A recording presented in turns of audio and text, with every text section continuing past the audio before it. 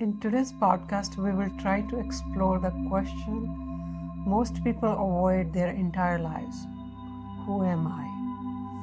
And why it is important to understand in the context of the bigger picture of Ekankar, oneness. Actually, the practical question we need to ask is, who am I beneath all the labels, stories, and roles I carry each day? Here is something that might sound strange at first, but stick with me. You are not your body or mind.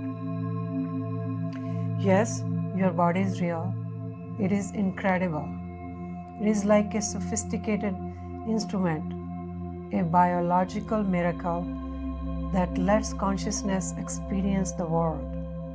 Your eyes see, your hands touch, your ears hear, but the body itself is not you. Why am I saying this? Because your body is constantly changing.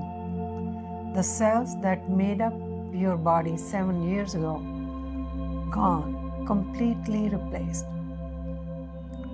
Your thoughts shift every few seconds.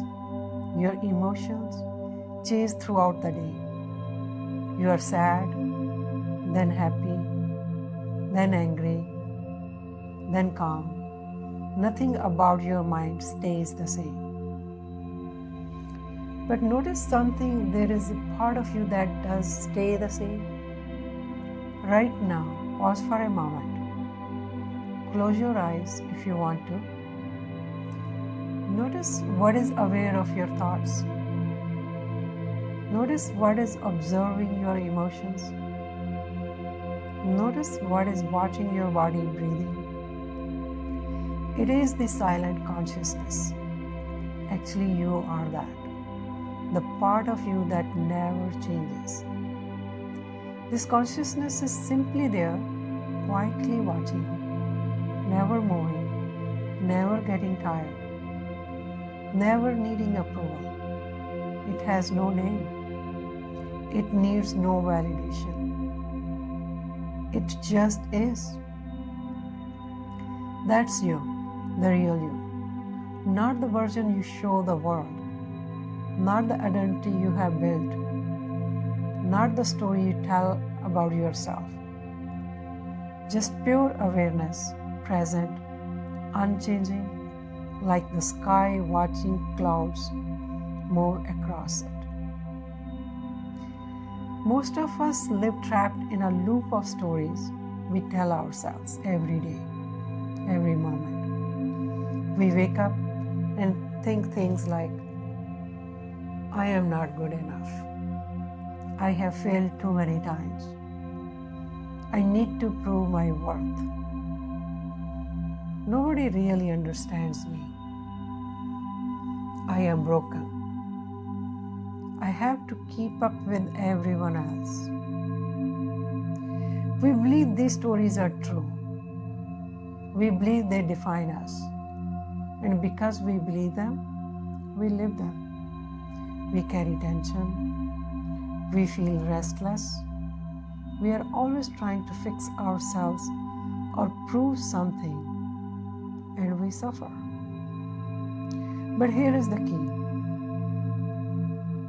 These stories are not what you are. They are just thoughts you keep thinking. A thought is like a cloud passing across the sky. It appears, it moves, it disappears. You are not the cloud, you are the sky. The awareness that watches the cloud come and go. What actually stays constant? Let me ask you something right now. As you read these words, there is an awareness that is aware of reading, aware of the words, aware of the feeling in your body, aware of any sounds around you. You are not the contents of your experience, the thoughts, the feeling. You are the space in which experience happens. That awareness, that quiet witness does not change. It does not judge. It does not get tired. It's been with you your entire life. When you were 5 years old, it was there. When you were 17, it was there. When you failed, it was there observing without shame. When you succeeded, it was there observing without pride. Right now, it is here. This is your true nature, not the person everyone knows, not the identity you have built, not the roles you play, just pure awareness, infinite potential, observing reality through the unique lens of you. Gurbani confirms this with the statement, Man tu jyot swarup hai, apna mool pashan. O mind, you are the embodiment of divine light. Recognize your origin. When you really get this, not just in your head, but deep in your bones, something shifts. And it is not a small shift. Your entire life begins to change. Number 1, life's drama lose their grip. When you identify with your stories, every problem feels huge. Every failure feels like a statement about who you are. Every criticism feels like an attack on your worth. But when you recognize yourself as the awareness behind all of this, as the sky rather than the clouds, something changes. Problems still happen, failures still occur, people still criticize, but they no longer define you. They move through you like weather passing across the sky. The sky is not damaged by the storm. The storm passes, the sky remains. You become free, not free from challenges, but free from weight of thinking challenges mean something about your fundamental worth. Number 2, beauty becomes everywhere. When you are trapped in your stories, I am not good enough, I need to prove my worth, your attention is locked inward on your problems. You are living in your head, replaying failures, worrying about the future. But when you step out of that trap, something opens up. Your attention expands. Suddenly you see things, the miracle of breathing, the impossibility of single leaf, its complexity, its perfection, the play of light through a window, a stranger's smile, the texture of wood under your hand. Life is beautiful. It always was. You were just too caught up in your story to notice. Number 3, life flows instead of struggling. Here is something interesting that happens when you get out of your own way. Things becomes easier. Think about it when you are constantly judging yourself, doubting yourself, trying to force outcomes. That creates resistance. You are fighting reality. You are tense. You are strategizing. Everything feels effortful. But when you step aside and allow life to move through you, when you recognize yourself as awareness rather than the doer, something shifts. Decisions arise naturally. The next step becomes clear. Creativity flows without forcing. Things seem to align. Synchronicities happen. Why? Because you are no longer fighting against reality. You are moving with it. You are in harmony with the intelligent responsiveness of existence itself. This is what Guru Nanak Dev Ji called Hukam in Japji Sahib. Hukum is not a commandment being given by a commander up in heaven. It is not an external order you must obey. Hukam is the natural, intelligent flow of life itself, the universe unfolding exactly as it should. When you recognize yourself as consciousness, you are not following Hukam like a rule. You are living as Hukam. You are the flow. You are the intelligence expressing through this moment. There is no separate. You try to align with something outside. There is only life living itself perfectly through you. Now imagine you are standing at a doorway. Behind you is the exhausting work of maintaining an identity, constantly protecting your story, proving your worth, managing how others perceive you, fighting against what's happening, a kind of suffering. Ahead of you is freedom, clarity, flow. The recognition that you are the vast open consciousness in which all of the life unfolds, not separate from existence, not struggling against it, but part of it. The strange part is, you do not have to become something new to step through the door. You are not trying to achieve enlightenment or become a better person or reach some distant goal. You're simply remembering what you have always been, boundless consciousness. Most spiritual seekers ask, how do I become enlightened? How do I reach God? How do I achieve awakening? But that's the old question, the one that keeps you searching forever. Here is the new question. How long will I keep pretending to be asleep? The consciousness you are looking for is not far away. It is not in the future. It is not something you have to earn or deserve or work toward for years.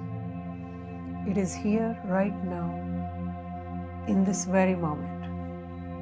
It is the consciousness that's reading these words. It is the presence that is listening. It is the consciousness that it is aware. You don't need to find it. You need to recognize it. And that recognition, it can happen anytime, even now, even in the next breath. If I'm consciousness, then what is the world? Is it just an illusion? The world is not an illusion to be dismissed. It is the dynamic expression of the One, Ek. The Onkar is in action. Think of consciousness as pure, clear screen and the world as the magnificent movie playing on it, Onkar. Screen is real, movie is real, but they are not separate.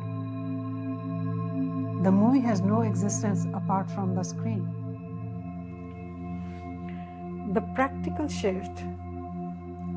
You stop asking the world as a collection of separate, solid objects out there and start experiencing it as a flowing, intelligent process happening within the consciousness itself.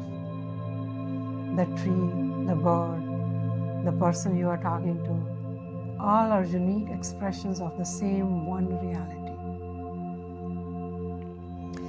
If everything is one, why do I feel so separate and alone?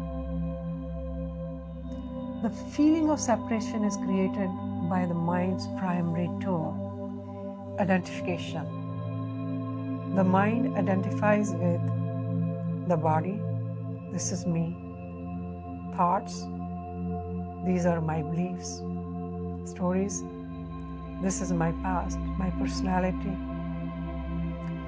This identification creates the ego, the sense of separate, small self living inside a body, looking out at a foreign world.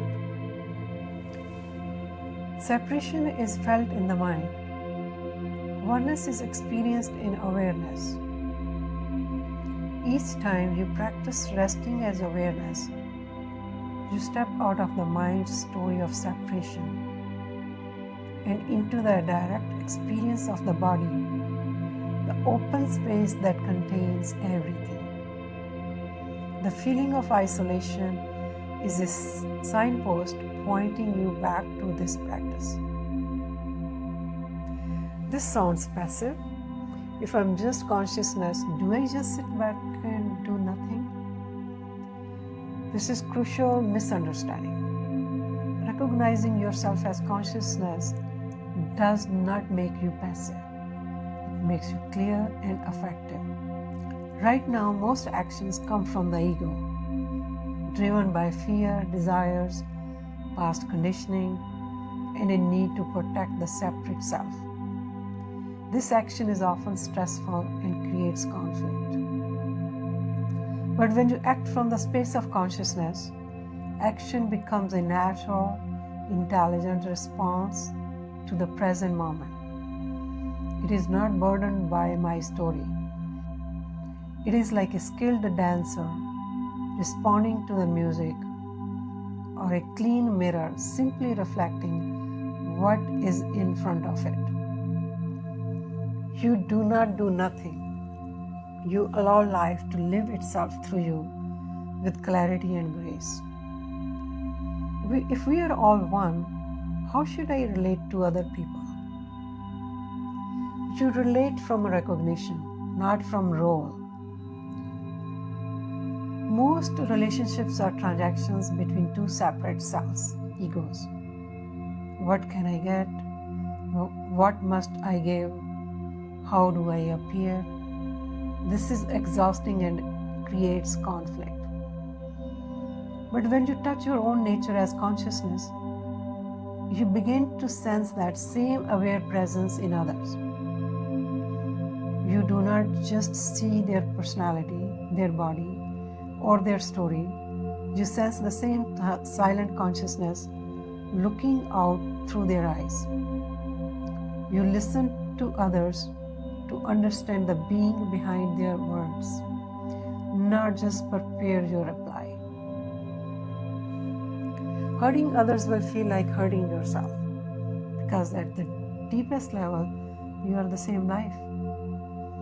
Disagreements become about situations or ideas, not attack on personal identity. You can disagree with someone while still honoring the consciousness they are. Try to practice this in your next conversation. Just pause and before speaking, silently acknowledge the same consciousness that is in me is in you. See how the quality of the interaction changes. What about difficult people or those who cause harm? Seeing oneness does not mean becoming a doormat or condoning harmful behavior. It means responding from clarity, not from reactive hatred. A person causing harm is deeply identified with their ego, trapped in fear, separation, and unconsciousness. They are asleep to their true nature. To hate them is to hate a nightmare someone is having. Instead, your response should be from a calm, clear space, which is awareness. You can take firm, necessary action to protect yourself or others. This is the sustainer aspect, preserving integrity. Your action is free from the poison of personal hatred or vengeance. It is a necessary response to a behavior, not an attack on a soul.